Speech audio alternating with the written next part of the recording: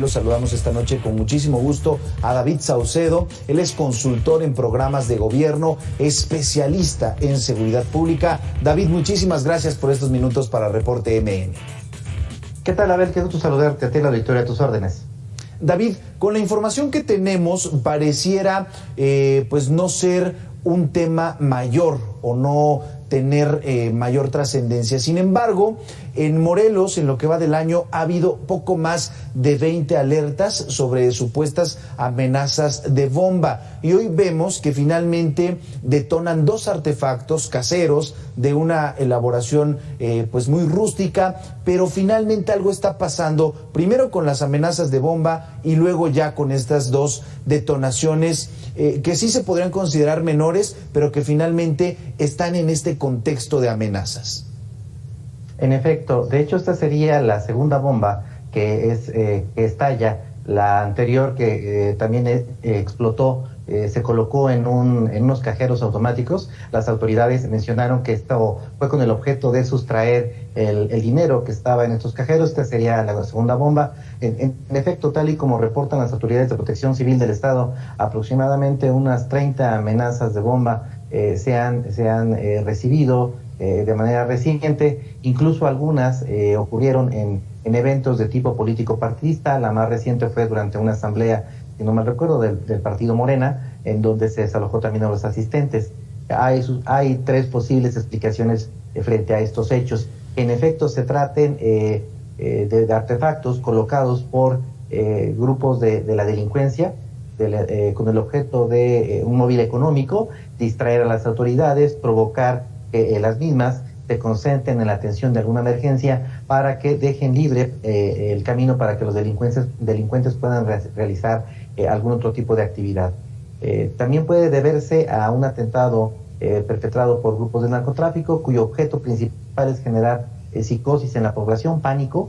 En otros estados del país ha habido eventos de narcoterrorismo, evidentemente de otro calibre, de otro nivel, a los que estamos viendo aquí en estos momentos, y finalmente que se pueda tratar de algún causa móvil de tipo político, gremial, que esté vinculado con el hecho de tratar de afectar a las autoridades universitarias. Esto ya ha ocurrido, han estallado petardos en otros campus universitarios, no en el estado de Morelos, sino en otros estados del país. Las autoridades no nos han dado información con respecto a quién pudiera ser la organización o el grupo de personas que están realizando este tipo e instalando este tipo de artefactos. Me parece que ahí las autoridades tendrían que aplicarse un poquito más al darle información. Normalmente lo que hacen es tratar de minimizar los hechos, señalar que se trata de eventos menores, pero insisto, ya es el segundo artefacto explosivo que se coloca y que en efecto es detonado en el estado de Morelos en fecha reciente. Claro, en redes sociales se comparte también pues quizá una cuarta línea o una cuarta teoría, que sería el tema de las bromas, y por supuesto es natural y pasa también en todo el país las llamadas al 911 que finalmente son falsas o que no tienen un objetivo de emergencia, pero aquí ya vemos que el Estado tiene problemas de seguridad muy serios, que no es una primera amenaza, ya más de 20, más de 30, y que finalmente ya son 2 detonaciones. Entonces tiene sentido lo que nos compartes. Como bien destacas, también intentamos aquí en Mega Noticias tener comunicación con la Fiscalía General del Estado de Morelos. Ellos pues de entrada negaron una entrevista y mencionaron que pues al parecer no están concentrados en este tema, sino en otros. Pareciera, como bien destacas, que se trata de minimizar el tema. Sin embargo, sea una, sea otra, o sea la tercera o hasta la cuarta línea, sí tienen que explicar qué es lo que está pasando en el Estado, ¿no? Sí, yo creo que es una mezcla, Abel, de opacidad. Así es como se ha conducido en el pasado la Fiscalía del Estado de Morelos. Las autoridades actuales le apuestan más bien a la desinformación. Entiendo el móvil, tratan de que no haya pánico entre la población, pero al negar la información lo que provocan es justamente lo contrario, es decir, toda una serie de rumores en redes sociales, de tesis, y que generan alarma entre la población. Pero no descarto también la posibilidad de que esta falta de información se deba a que la Fiscalía carece del personal técnico para poder investigar este tipo de situaciones. Lo cierto es que casi ninguna fiscalía en el país tiene el personal adecuado para poder atender estas emergencias. Evidentemente tiene un cuerpo de protección civil, pero el estado de Morelos no cuenta con un escuadrón antibombas. De hecho, en el país, los únicos que cuentan con un escuadrón de esta naturaleza son los efectivos del ejército. Solo son ellos que están facultados para manipular este tipo de explosivos, para comercializarlos, para generar las licencias para la industria minera, para todas las empresas que utilizan explosivos, evidentemente también para poder hacer la contención de amenazas de bomba. Solo los militares tienen estas capacitaciones y estas herramientas, y también el personal para analizar el tipo de explosivo del que se trata.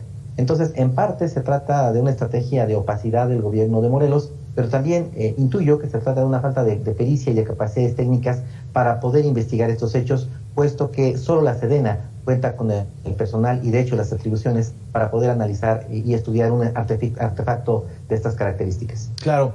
David, si bien está muy claro lo que mencionas, que podrían ser pues diferentes líneas, incluso el crimen organizado o delincuencia común que trata de llamar la atención, hasta el momento no se ha difundido, no se ha compartido o no se tiene de manera pública pues alguna relación quizá con una pancarta o con un mensaje o con comunicaciones a través de WhatsApp que traten de infundir ese pánico o ese terror. Pero lo que sí está muy claro es que algo está pasando en el estado de Morelos.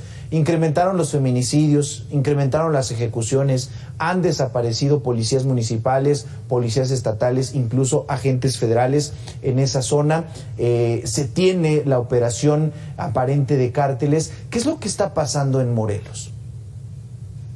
Bueno, se trata de una situación de inseguridad latente que estaba administrada por gobiernos anteriores. Está ya actualmente con la transición política en el estado de Morelos, que se supone una de las banderas de campaña del actual gobernador Cuauhtémoc Blanco era traer la paz al estado. Lamentablemente la transición, las métricas nos hacen suponer que no hubo tal pacificación del estado, sino que hay en efecto un incremento de la violencia homicida en la entidad, incluso de la colaboración aparentemente de autoridades del más alto nivel con grupos de crimen organizado. No abundaré sobre la serie de fotografías que han circulado de manera profusa en medios de comunicación, en donde incluso se puede apreciar al actual gobernador departiendo con algunos de los jefes de plaza del cártel Jalisco Nueva Generación allá en el estado de Morelos.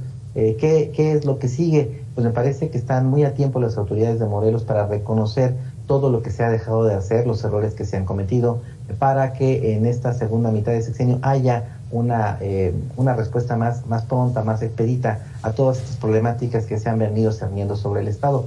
Negar los hechos no va a cambiar la realidad. Creo que los habitantes tienen perfectamente claro que hay un incremento sustantivo de la violencia en el Estado, de los hechos delictivos, y las autoridades no han respondido con la captura, no solo de los jefes de plaza, sino también de los anillos de las personas que están en los anillos de protección, tanto policíacos como políticos, que le están brindando apoyo a los grupos del crimen organizado. Si no se desarticulan estos anillos de protección política y policial en contra de los cárteles, pues la situación va a ir empeorando. Esta situación no es privativa del estado de Morelos, evidentemente, es privativa y existe en otras regiones del país. Platicamos esta noche con David Saucedo, él es consultor en programas de gobierno, especialista en seguridad pública. David, muchísimas gracias por compartirnos tu análisis y tus comentarios aquí en Reporte MN.